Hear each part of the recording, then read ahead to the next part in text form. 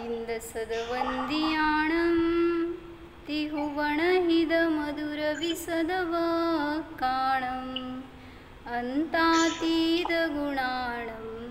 नमो जिनाणं जिदभवाणं। कुंदकुंदाचार्य भगवान की जय। पंचास्तिकाय संग्रहामध्ये गाथा नंबर 69 बघत होतो ना आपण। 69ची जयसेनाचार्यांची टीका बघत होतो। एकदा म्हणू गाथा। काय चाललं होतं प्रकरण, काय आठवते का? कर्ता आणि भोक्ता अधिकाराचा उपसंहार करतायत। जीव कर्ता आहे आणि भोक्ता आहे, जीव कर्ता नाही आणि भोक्ता नाही। दोन्ही नयांच्या अपेक्षेने खुलासा करून सांगितलं होतं। तर जीव म्हणजे मी, कोणाचा कर्ता आहे, कोणाला करू शकतो मी, तर मला वाटतं सगळ्या जगाचं काम मी करणारा। तर सांगतायत की तू तुझ्या जीवाचं सोडून बाकी कोणाचं काहीच करू शकत नाही, म्हणून जीव स्वतःच्या परिणामांचा कर्ता आहे आणि स्वतःच्या परिणामांचाच भोगता आहे। 110 पाने 110।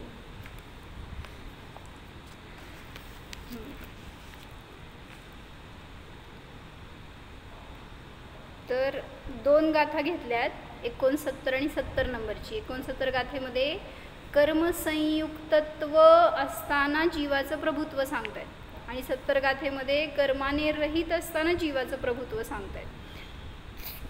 तर कर्मसंयुक्तत्वाच्या मुख्यतेने जीवाची प्रभुता इथं व्यक्त करतायत। एवं कत्ता भोत्ता होज्जम अपासगेहिं कम मेहिं हिंडदि पारमपारं संसारं मोहसंच्छन्नो। काय अर्थ घेतला होता? अशा प्रकाराने आत्मा स्वतःच्या कर्माच्या द्वारे, स्वतःचे कर्म म्हणजे भावकर्म, स्वतःच्या कर्माच्या द्वारे कर्ता आहे आणि भोक्ता आहे होत असताना, कर्ता भोक्ता होत असताना मोह संच्छन्नो, मोहाने आच्छादित होऊन तो आत्मा पारम अपारम संसारम हिंडदी, पार म्हणजे शांत आणि अपार म्हणजे अनंत अशा संसारामध्ये हिंडदी म्हणजे भ्रमण करतो, हिंडतो। असा आत्मा तो संसारामध्ये निरंतर फिरत राहतो। जर मोह म्हणत असताना कुठला मोह? दर्शन मोहाने आच्छादित असताना। जर तो भव्य असेल तर पार संसारामध्ये, म्हणजे त्याचा संसार शांत आहे, नष्ट होणार आहे। आणि जर अभव्य जीव असेल तर सांगतायत की अनंत संसारामध्ये तो भ्रमण करतो। भव्य आणि अभव्य माहिती आहे? भव्य म्हणजे ज्याच्यामध्ये स्वतःला जाणण्याची पात्रता आहे। काल म्हटलं ना आपण, दुपारी सांगितलं काय? प्रमेयत्व गुण काय करतो? आत्म्याला विषय करून दाखवतो, म्हणजे जाणले जाणेपणा दाखवतो। प्रमेयत्व गुणाचं कार्य काय हो? कुठलाही विषय जाणला जातो तर का जाणला जातो? त्याच्यामध्ये असणाऱ्या त्या गुणांच्या निमित्तात। कुठलं गुण? प्रमेयत्व गुण। मग माझ्यामध्ये प्रमेयत्व गुण नाही आहे का? मग जर माझ्यात प्रमेयत्व गुण आहे, त्याला जाणणारी साधन ज्ञान आहे, तर मग त्या साधनाने त्या विषयाला जाणल्यावर मला का अतींद्रिय आनंद प्रगट होणार नाही? मग आज मी सकाळी श्रुतपंचमीची तुम्ही पूजा केली असेल, काय केलं हो चिंतन? काय आहे श्रुतपंचमी म्हणजे? असं ते लय सगळं झालं की काय श्रुताची रचना झाली, पूर्णता झाली आज वगैरे, ते सगळं भूतबली आणि बाहुबली, हे काय सॉरी भूतबली, पुष्पदंत, धरसेनाचार्य सगळ्यांची गोष्ट तुम्हाला माहिती आहे। पण चिंतन काय केलं हो तुम्ही? जेव्हा ते पूजन केलं ना, मी कंप्लीट ज्ञानामध्ये होते माहिती का? म्हणजे असं वाटत होतं की तुम्ही, म्हणजे मला एक वाटलं ते मी सांगते की तुम्ही काय केलं हो? ओम ह्रीं श्री परमश्रुत षटखंडागम अत्र अवतर अवतर समोषट अत्र तिष्ठ तिष्ठ ठठ स्थापनम, म्हणजे काय केलं? ते महावीरांची केली पूजा, समजा त्यांना बोलवता, हृदयावर स्थापन करता, ठीक आहे। इथं षटखंडागमाला तुम्ही बोलवलं आणि स्थापन केलं, म्हणजे काय केलं? असं थोडंसं त्यातनं काय समजतंय का, काय करतोय काय आपण किंवा काय होतंय? भारती काकी काय केलं? पूजा केली असेल सगळ्यांनी आज. काय भावभासना केली? पूजा श्रुतपंचमीची. आज श्रुतपंचमी आहे ना, तर त्याच्यामध्ये सगळं त्यांनी कथा दाखवली आहे की का करायची किंवा का ते सण म्हणून किंवा एक पर्व म्हणून केलं गेलं श्रुतपंचमीला. बोला दीपाली भाभी. म्हणजे मी काय केलं सांगते, मला काय भावभासना झाली. बरं सांगा लगेच म्यूट झाल्यात. म्हणजे जेव्हा त्याला आपण स्थापन काय आव्हान केलंय ना आणि बोलवतोय, तर आपल्या ज्ञानाची पात्रता प्रगट करतोय आपण की षटखंडागम माझ्यामध्ये. आणि ते त्याचा अध्यात्म काढल्यावर तर अजून वेगळा अर्थ होतो, ते तर वेगळंच. पण ते शास्त्र तुम्हाला अनेक जण विरोध करतात की नका वाचू किंवा वाचायला नकोय, ते ग्रहण होत नाही, चुकीचं होतंय वगैरे वगैरे. पण जेव्हा पूजन करतोय ना, त्यावेळेस भावश्रुताला आपण स्वतःमध्ये स्थापन करतोय. म्हणजे आपल्या ज्ञानाची तशी एक पात्रता प्रगट केली की तुम्ही आता वाचायला घेतलात ना जर ते ग्रंथ, तर तुम्हाला सगळ्या रीतीने आकलन होणार. सगळं आपल्या त्या विशुद्धीच्या निमित्तात आपल्या ज्ञानामध्ये भावश्रुत होणार त्या ग्रंथाचं किंवा अखंड जिनवाणीचं. आणि त्या शेवटी जिनवाणीचा सार काय आहे हो? कुठलाही ग्रंथ असू देत, सगळ्याचा सार आहे भेदविज्ञान. आणि ते तरी माझ्यामध्ये नियमाने अवतरित होणारच. म्हणजे जेव्हा पूजन केलं ना, त्यावेळेस ते षटखंडागम ग्रंथ त्याला डोळ्यासमोर आणतोय, ती गोष्ट वेगळी. ठीक आहे, नाही म्हणायचं नाही मला. पण जेव्हा आपण स्वतःमध्ये बोलवतोय, त्याचं स्थापना करतोय, त्यावेळेस तो भाव काय ग्रहण होतोय की माझं ज्ञान असं स्वच्छ झालंय, पवित्र झालंय की संपूर्ण जिनवाणी द्वादशांग माझ्या ज्ञानामध्ये अवतरित होऊ दे, असं मी एक पात्रता तयार केली. म्हणजे मी भव्यसाठी सांगत होते. भव्य कोणाला म्हणलं? भव्य म्हणजे ज्याच्यामध्ये सम्यक दर्शन प्रगट करण्याची किंवा मोक्षाला जाण्याची पात्रता असते, तो भव्य. त्याच्यामध्ये पात्रता काय प्रगट होती असं नाही, म्हणजे काय अभव्य होता आणि तो भव्य झाला असं होत नाही. पण आहे पात्रता तर तो भव्य आहे. तसे इथं तुम्ही काय करताय, पूजन करत असताना ती एक स्वच्छता, ती विशुद्धी प्रगट करताय ज्ञानामध्ये, जेणेकरून की तो सगळा आगम, ते सगळं ज्ञान, ते अध्यात्मसुद्धा माझ्यामध्ये अवतरित व्हावं.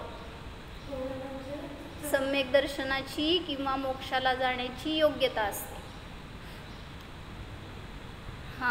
तर मला काय सांगायचं होतं, एक क्वेश्चन विचारला होता तिथं गोदाजींनी. म्हणले धरसेनाचार्यांनी दिली ना ही पुंजी त्या 2 मुनींना, भूतबली आणि पुष्पदंत आचार्यांना. जे काही श्रुत ज्ञान दिलं त्याला तुम्ही आगम म्हणता. तर त्यांनी विचारलं, त्यांनी आगमाचं ज्ञान का दिलं, अध्यात्म का नाही दिलं? षटखंडागम, 6 खंडरूप आगम, द्रव्यश्रुत, त्याचं सगळं ज्ञान त्यांनी दिलं आणि त्यांना भावश्रुत झालं, ते उतरलं त्यांच्यामध्ये. आगमाचं ज्ञान आहे संपूर्ण, आता त्याच्यामध्ये कर्णानियोग विशेषतेने किंवा सगळं वस्तुव्यवस्थेचं ज्ञान होणार आहे. मग त्यांनी अध्यात्म का नाही दिलं?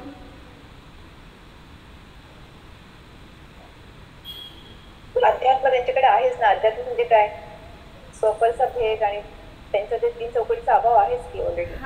म्हणजे जेव्हा त्यांनी पात्रता परीक्षित केली ना त्या दोघांची, त्यावेळीच त्यांना समजलं की अध्यात्म त्यांनी त्यांच्या आतून काढणार आहेत आणि त्यांनाच पात्र जीव म्हणलं गेलं, ज्यांची की तशी ॲबिलिटी आहे.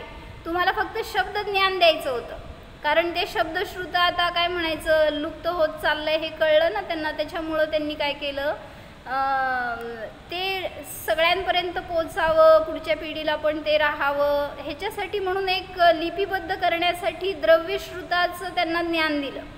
पण त्याच्यातून गाभा काय काढायचा हे त्यांच्या कला आहे हे बघूनच तर त्यांना निवडलं ना. परीक्षा केली म्हणजे केलं काय, दुसरं काय शरीराचं आणि त्यांच्या चर्येची परीक्षा थोडी होती. त्यांच्या ज्ञान आणि कला जी त्यांच्यामध्ये आहे त्याचीच तर परीक्षा केली होती. काय म्हणताय अनिता काकी? नाही बोला की. चुकून दाबलं. नाही बोला हो. चुकून दाबलं. कधीतरी चुकत जावा असं.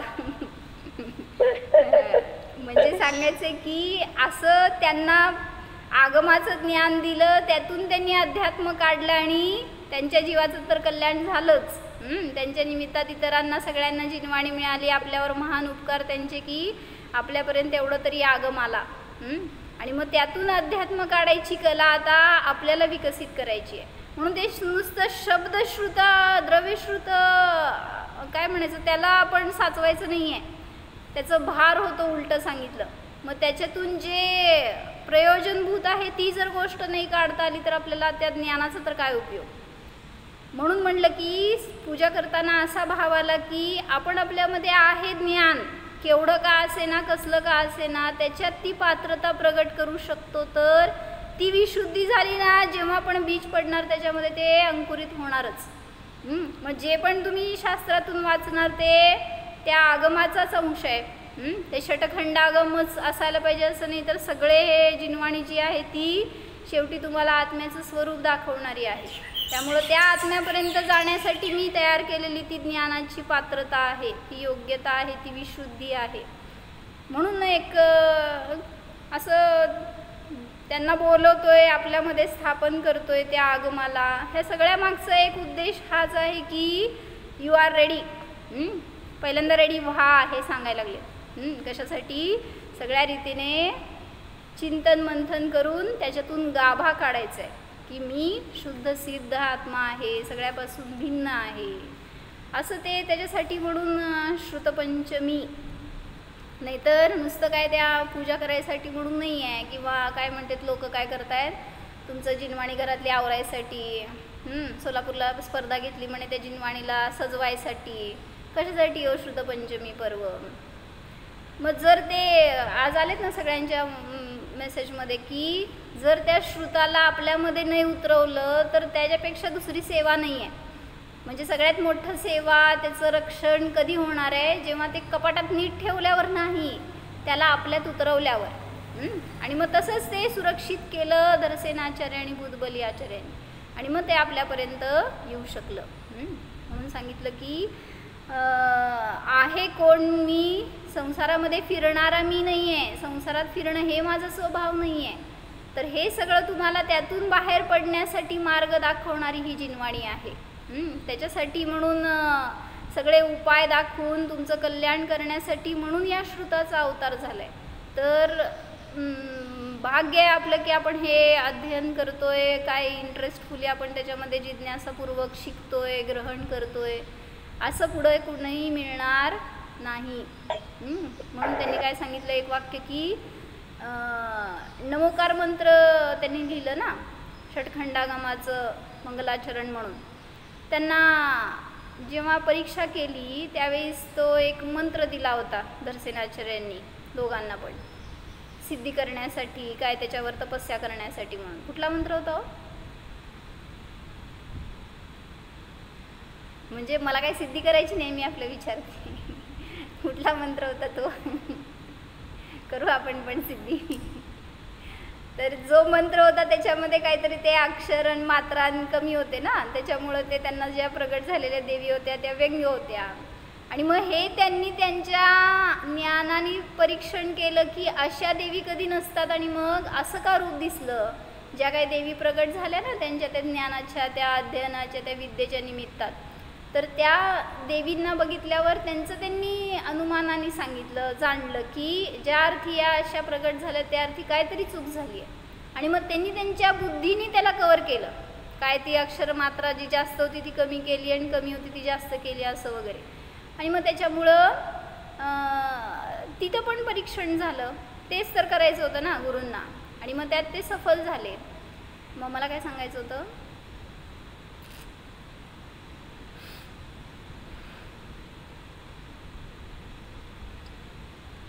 काय सांगत होते त्याच्या आधी? मंत्राचं. हां, तर त्यांनी नमोकार मंत्र लिहिलं ना, लिपिबद्ध केलं त्या श्रुत काय षटखंडागमाचं मंगलाचरण म्हणून. मग तिथं त्यांनी काय सांगितलं गोधाजींनी की म्हणले तुम्हाला जेव्हा अजून बोलायला सुद्धा येत नव्हतं तेव्हा लोकांनी शाळा पहिला शिकवली नाही, पहिला तुम्हाला नमोकार मंत्र शिकवला. म्हणजे आपल्यावर त्याचे संस्कार असे रुजलेत. मला हे सांगायचं होतं की दुर्लभता अशी चालली आहे ना पुढं आता लोकांना नमोकार मंत्रसुद्धा माहीत नाही आहे. म्हणजे की तुमचं मूलमंत्र म्हणता, नांदी निधन मंत्र म्हणता, महामंत्र म्हणता, पण त्याच्याबद्दलच ज्ञान नाही आहे कोणाला आहे तर नुसत्या शब्दालाच ज्ञान आहे, शब्दाचंच ज्ञान आहे, त्याचा अर्थ माहीत नाही, त्यातला गाभा माहीत नाही. म्हणजे संस्कार हे तरी टिकवा आपल्या पुढच्या पिढीपर्यंत की काय म्हणतोय किंवा काय करतोय, कोणाला आपण आदर्श मानतोय, त्यांचं स्वरूप तरी माहिती राहावं. तर तुम्हाला शाळा शिकवण्याच्या आधी सांगितलं नमोकार मंत्र शिकलात तुम्ही आणि काय म्हणायचं असं थोडी ते पाटी पेन्सिल घेऊन शिकवलं तुम्हाला. कसं शिकवलं नमोकार मंत्र, कसं शिकलात आठवत आहे का? लहानपणी कसं शिकलो नमोकार मंत्र? असं आपण ऐकून शिकलोय किंवा ते म्हणतात म्हणून म्हणत शिकलोय, असं थोडी शाळेमध्ये जाऊन कुठल्या शिकलोय नमोकार मंत्र.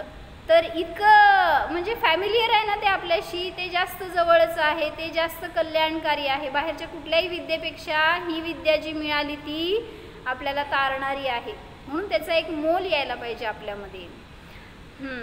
म्हणून आजच्या दिवशी संकल्प करा आणि जिनवाणीचं अध्ययन आपल्यामध्ये त्यांनी लिहिलं किती 12 तास आणि 14 तास लिहिलं आहे राणीताईंनी. एवढं वेळ नाही जमलं तर जेवढं शक्य आहे त्यांनी तेवढं अध्ययन करा आणि आपल्यासाठी म्हणून तो उपयोग होणार आहे आणि आपल्या निमित्तामध्ये इतरांनासुद्धा प्रेरणा मिळेल त्याच्यात की स्वाध्यायाने जीवनामध्ये कल्याण होतं.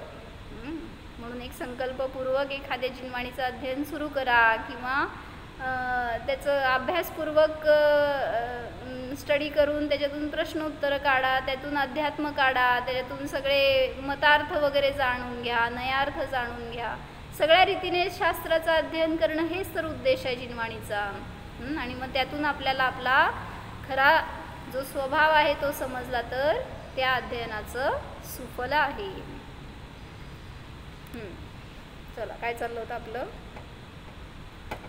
तर आत्मा कर्मसंयुक्तत्व रूपाने फिरतोय, त्याच्यामध्ये प्रभुता आहे हे सांगायलेत या गाथेमध्ये. आणि पुढच्या गाथेत सांगणार की कर्माने रहित होण्यामध्ये सुद्धा आत्मा प्रभू आहे. म्हणजे त्याचं स्वतःचं प्रभुत्व आहे, त्याचं प्रताप आहे, त्याचं स्वतःचं बळ आहे. ते की मी कर्माने सहित राहायला पाहिजे का कर्माने रहित व्हायला पाहिजे, कोण ठरवणार? मी स्वतः ठरवतो. तर सांगतायत का इथं की स्वतःच्या कर्माच्या द्वारे आत्मा कर्ता आणि भोक्ता होत असताना मोहाने आच्छन्न होऊन म्हणजे मिथ्यात्वाने ग्रसित होऊन अनंत संसारामध्ये फिरतो. आणि जर त्या मिथ्यात्वाचा नाश करेल तर त्याचा संसारसुद्धा शांत होईल, म्हणजे त्याला अंत येणार. वाचलं होतं का थोडी ही टीका आपण?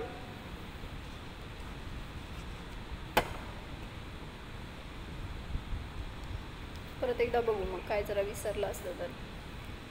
निश्चयेन कर्मकर्तृत्व भोक्तृत्व रहित अपि 111 पानावर आहे वर पहिली ओळ.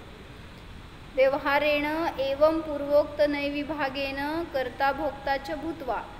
निश्चयाने कर्माचं कर्तृत्व भोक्तृत्वाने रहित असताना सुद्धा जीव कसा आहे स्वभावाने कर्माचा कर्ता आणि भोक्ता नसताना सुद्धा व्यवहाराने अशा प्रकारे पूर्वोक्त नयविभागाने कर्ता आणि भोक्ता होऊन, कुठल्या नयाने हो?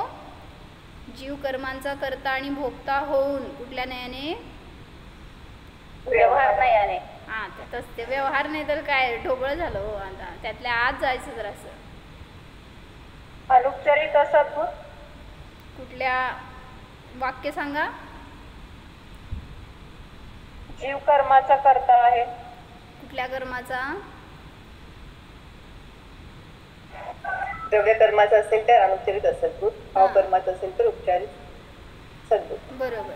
काय सांगितलं? द्रव्य कर्म आणि नो कर्माचा कर्ता भोक्ता म्हणलं तर अनुपचारित सद्भूत व्यवहार नाही, कर्ता आणि भोक्ता. आणि जर उपचारित सद्भूत व्यवहार नाही घेतला तर जीव स्वतःच्या परिणामांचा म्हणजे भावकर्माचा कर्ता आणि भोक्ता आहे. असं नयविभागाने तो कर्ता भोक्ता आहे असं सांगून किंवा होऊन कर्ता भोक्ता होऊन सह कह तो कोण? आत्मा. कैही कारणभूतैही कशाच्याद्वारे करता भोगता होऊन? स्वकीय शुभ शुभ द्रव्य भाव कर्मभिही स्वतःच्या शुभ शुभ द्रव्यकर्म भावकर्मांच्याद्वारे त्याचं करता आणि भोगता होऊन. एवं भूतः सन किम करोती, असं असताना काय करतो? म्हणजे जीव कर्मांना करतो आणि भोगतो असं जे म्हणलं ते करत असताना जीव काय करतो मग? किंवा कर्मांना करतो आणि भोगतो तर त्याचं फळ काय मिळतं त्याला? हिंडते, भ्रमती. काय करतो? भ्रमण करतो. कम, कुठं किंवा कशाला? काय केलं? कहाँ घूमता है, कुठे फिरतो? निश्चयेन अनंत संसार व्याप्तिरहितत्वेन अनंत ज्ञानादी गुण आधारात परमात्मनः विपरीतम चतुर्गती संसारम. काय सांगा अर्थ? निश्चयाने अनंत संसाराच्या व्याप्तीने रहित. निश्चयाने जीव कसा आहे? अनंत संसाराने रहित आहे. अनंत संसारामध्ये भ्रमण करणारा तो जीव नाही आहे, त्याचा स्वभाव नाही आहे.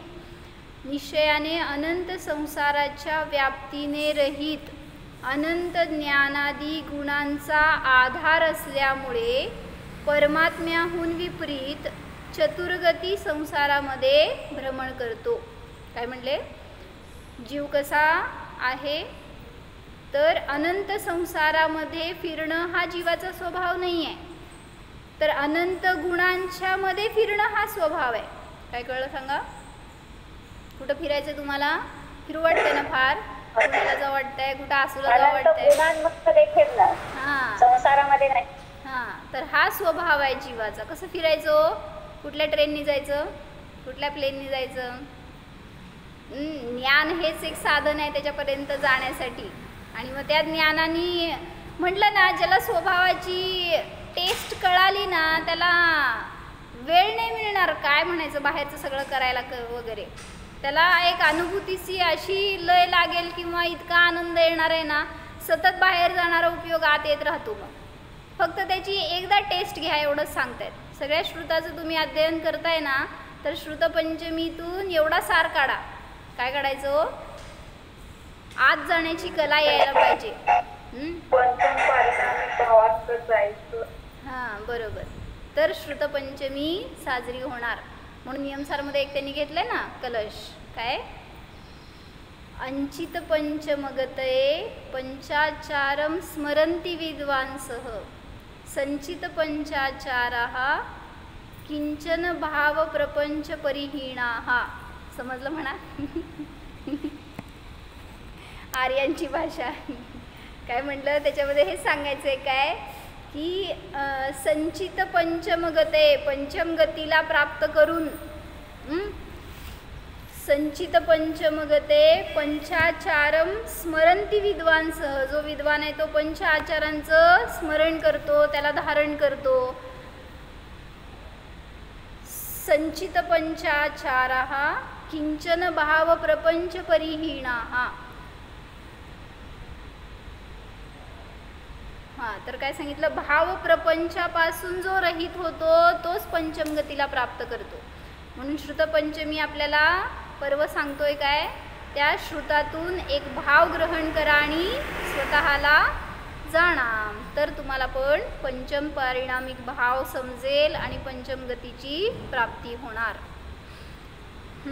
लय वेळ केला. आमची सगळी पहिली स्टोरी याच्यामध्ये श्रुतपंचमीची झाली. एवढं वेळ तुम्ही ऐकली भैया? हां, कसं मग? बरोबर 10:30 या. निश्चयाने अनंत. कितवी गाथा आहे? तुम्ही कुठलं पुस्तक घेतलंय? मला दाखवा पुस्तक. नाही आहे त्याच्यामध्ये. पुस्तक बघू. त्याच्यामध्ये नाही आहे. तिच्या सगळं पुस्तक घ्या. निश्चयाने अनंत संसाराच्या व्याप्तीने रहित. म्हणजे भाव ग्रहण करा. काय सांगायचं त्याच्यामध्ये की आत्म्याचा स्वभाव म्हणजे संसार नाही. म्हणून त्या 12 भावनेमध्ये पण आपण काय सांगतो? संसार कशाला म्हणायचं? हुकुमचंद भारेलजींचे 12 भाव नाहीत ना, सगळीकडे त्यांनी घेतले संसार कशाला म्हणायचं. संयोग क्षण भंगुर सभी पर आत्मा ध्रुव धाम है, संयोग की आराधना संसार का आधार है. कुठं खाजीवर वरची खाली झाली असेल बरं का लाईन. फक्त मला काय सांगायचं आहे, संयोगामध्ये जो रमला तोच संसार आहे.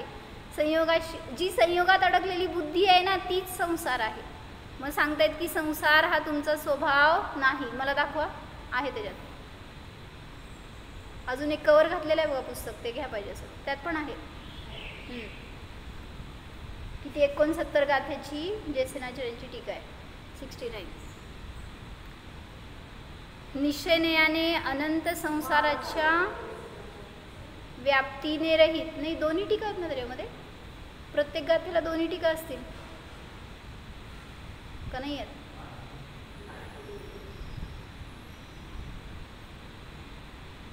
हे घ्या, आहे माझ्याकडे पुस्तक, घ्या.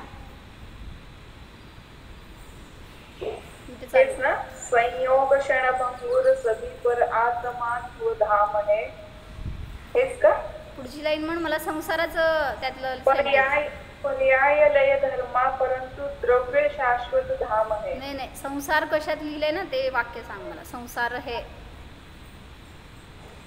तर निश्चयाने अनंत संसाराच्या व्याप्तीने रहित, अनंत ज्ञानादी गुणांचा आधारभूत असल्यामुळे परमात्म्याहून विपरीत अशा त्या चतुर्गती संसारामध्ये जीव हिंडदी म्हणजे फिरतो.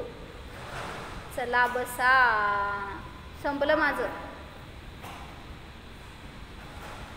संसार है पर्याय में, नीचे आत्मा ध्रुवधाम है. संसार संकटमय परंतु आत्मा सुखधाम है. सुखधाम से जो विमुख वह पर्याय ही संसार है. ध्रुवधाम की आराधना आराधना का सार है. बरोबर, मला समजलं. तुला समजलं का? काय सांगितलं? सुखधाम से जो विमुख वह पर्याय ही संसार है. सुखधाम म्हणा नाही तर अनंत गुणांचा धाम म्हणा, त्याच्यापासून जी पर्याय दूर गेली त्याला संसार म्हणलंय. म्हणजे संसार कुठं बाहेर नाही आहे तर आपल्या परिणामामध्ये आहे. आणि त्या संसारामध्ये फिरणं हा जीवाचा स्वभाव नाही आहे. म्हणजे आत्म्यातून बाहेर येणं हा स्वभाव नाही आहे. आत्म्याला जाणणं आणि आत्मरूपाने राहणं हेच आपलं कर्तव्य आहे. मिळालं का? 69 गाथेची टीका आहे जयसेनाचार्यांची. तर 4 गतीमध्ये हा जीव फिरत राहतो. का? जेव्हा द्रव्यकर्म आणि भावकर्माचा कर्ता आणि भोगता होतो. पुनः अपि किम विशिष्टम, पुन्हा देखील कुठल्या वैशिष्ट्याने सहित आहे? वाचा. भव्य अपेक्षया, हाय केलं तिथं समोरच 111 पानावर. भव्य अपेक्षया दाखव ना. आर्या कुठं चाललंय? ते त्यांची गाथाचा नंबर वेगळा आहे.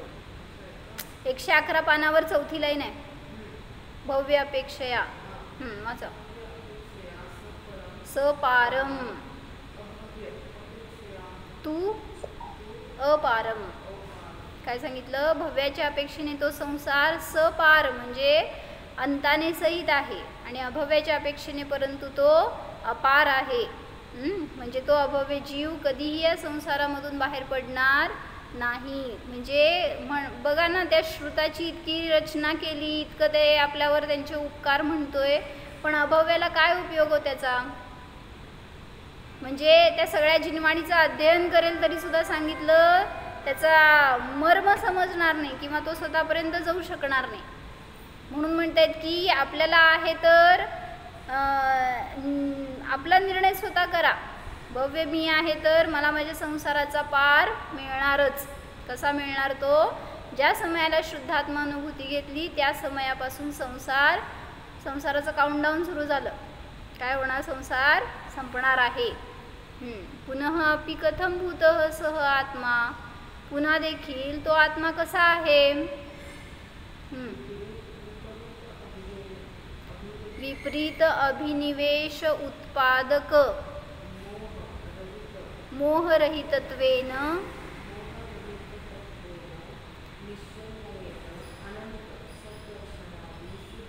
विशुद्ध गुणः अपि संच्छन्नः प्रच्छादितः इति अभिप्रायः. पुन्हा तो आत्मा कसा आहे? विपरीत अभिनिवेशाच्या उत्पादक म्हणजे विपरीत अभिनिवेशाला उत्पन्न करणाऱ्या मोहाने रहित असल्याने, म्हणजे आत्मा स्वभावाने मोहाने सहित नाहीच आहे. मोह तर त्याचा स्वभाव नाही आहे. आणि मोहाचं कार्य काय आहे? विपरीत अभिनिवेश उत्पन्न करणे. म्हणजे काय? विपरीत अभिनिवेश उत्पन्न करणे म्हणजे काका भैया हां, म्हणजे ज्ञानामध्ये विपरीतता उत्पन्न करण्याचं कार्य मोहाचं आहे. मग त्या विपरीत अभिनिवेशाला उत्पन्न करणाऱ्या मोहाने रहित निश्चयनयाने अनंत सद्दर्शन ज्ञान आदी शुद्ध गुण असताना सुद्धा, म्हणजे शुद्ध गुणवाला असताना सुद्धा व्यवहाराने दर्शनमोह चारित्रमोह याने संच्छन्न म्हणजेच प्रच्छादित आहे असा अभिप्राय आहे. म्हणजे हा जीव जेव्हा संसारामध्ये भ्रमण करतो तेव्हा समजून घ्या की तुमच्याबरोबर मोह पण फिरतोय. का मोहाबरोबर तुम्ही फिरताय हो? कोणाबरोबर कोण फिरायलाय? मोहाच्या मागं तुम्ही लागलाय का तुमच्या मागं मोह लागलाय? विचार करावा लागेल ना.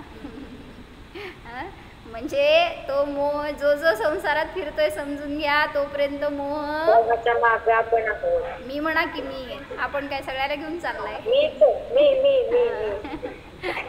सॉरी. तर म्हणजे बघा सगळ्यांना धरून जातो म्हणजे हा सुद्धा मोहच आहे आपला. जोपर्यंत आपल्या शब्दामध्ये आपण येतं ना, आम्ही येत आहे आपण येत आहे, तोपर्यंत समजून घ्या मोही आहात. मोक्षाला पण म्हणा की सगळेजण आपण सगळे मिळून मोक्षाला जाऊ, तो पण एक मोहच आहे. कोण जाणार नाही एकत्र. जिथं मोह संपणार तिथं संसार संपणार. तर निश्चयाने हा आत्मा अनंत ज्ञानादी शुद्ध गुणवाला असताना सुद्धा त्याला जाणत नाही म्हणून मोही होतो. म्हणून त्या मोहाचं काय म्हणायचं वर्चस्व आपल्यावर चालतं. प्रभुत्व सांगायला लागलेत ना या गाथेमध्ये. तर कर्मसंयुक्तत्व प्रभुत्व म्हणजे त्या कर्माच्या आहारी जाता तुम्ही आणि म्हणून त्या मोहाची प्रभुता तुमच्यावर, प्रताप तुमच्यावर होतो. तुमचा प्रताप ॲक्च्युली त्याच्यावर पडला तर तो मोह टिकणार नाही. जसं श्रेणी आरूढ होत जातात मुनिराज तसं कोणाचं बळ वाढतंय हो? मोहाचं बळ कमी कमी होत जात आहे. त्यामुळं तिथं त्याला नष्ट करण्याची शक्ती पण माझ्यात आहे आणि त्याला वाढवण्याची शक्ती पण माझ्यात आहे. तुम्ही काय करताय? आरशात बघून सांगा मला, काय करताय तुम्ही? मोह वाढवतोय का कमी करतोय? जेवढं घुसत जात आहे ना, जेवढं परिवार पसरवत जात आहे ना, समजून घ्या दीपाबेन मोह म्हणजे आमचं झाड वाढत चाललंय. आणि मग त्याच्या मुळ्यात जेवढ्या घट्ट होत जाणार तेवढं मोह चिटकत जाणार. एवं कर्मसंयुक्तत्व मुख्यत्वेनं गाथा गता. अशा प्रकारे कर्मसंयुक्तत्वाच्या मुख्यतेने गाथा संपली. आणि आता याच्या पुढं सांगणार ती कर्माने रहित जीव त्याची प्रभुता कशी असती हे पुढं सांगणार आहे. तर थोडंसं इथं वर्णिजींनी एक पॅरेग्राफ घेतलेलं ते वाचते.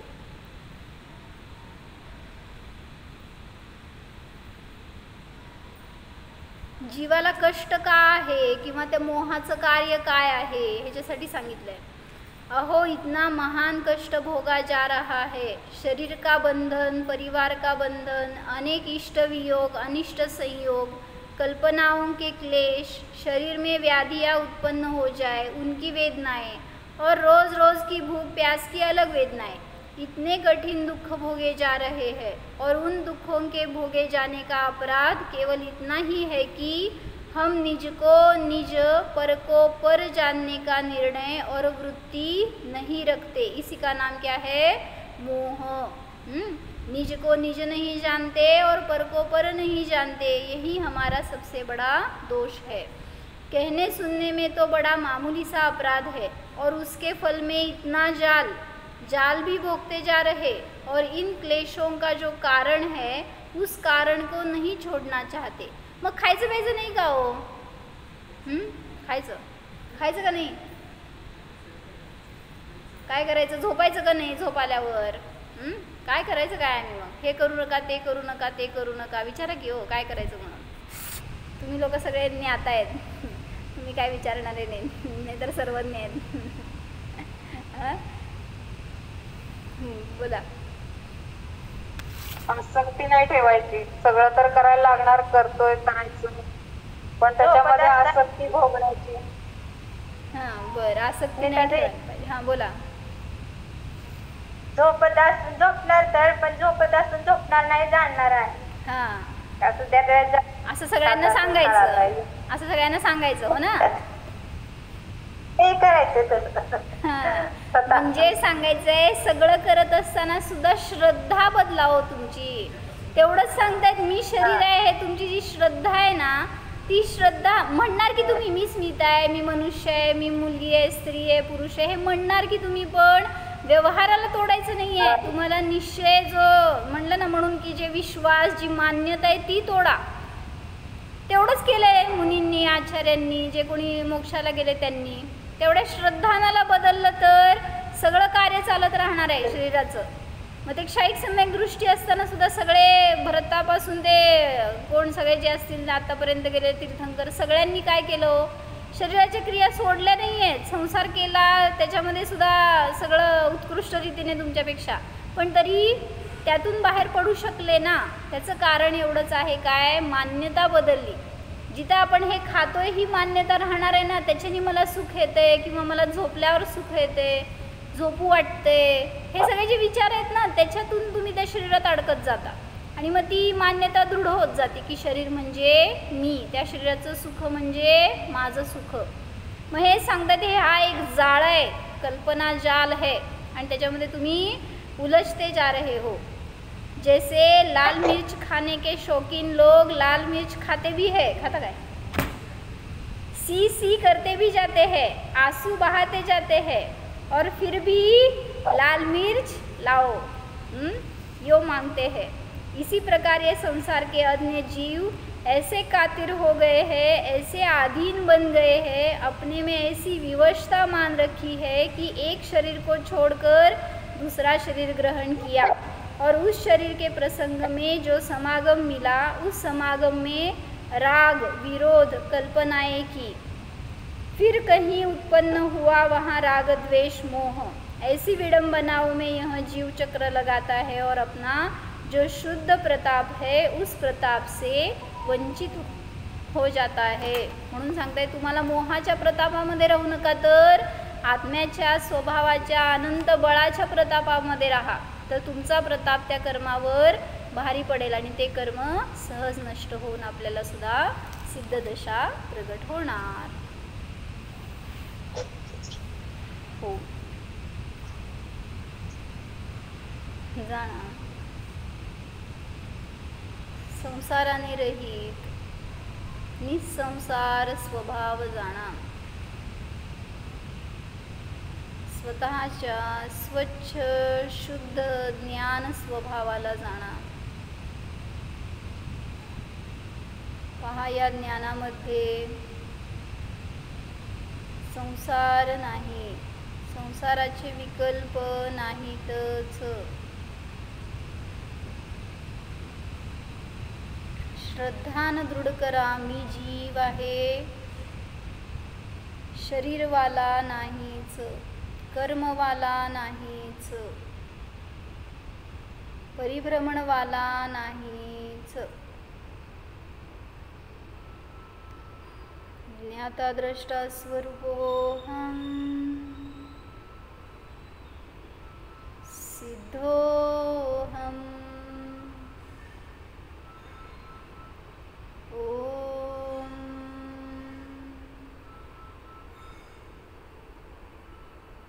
विसर्ज. नमो हरि.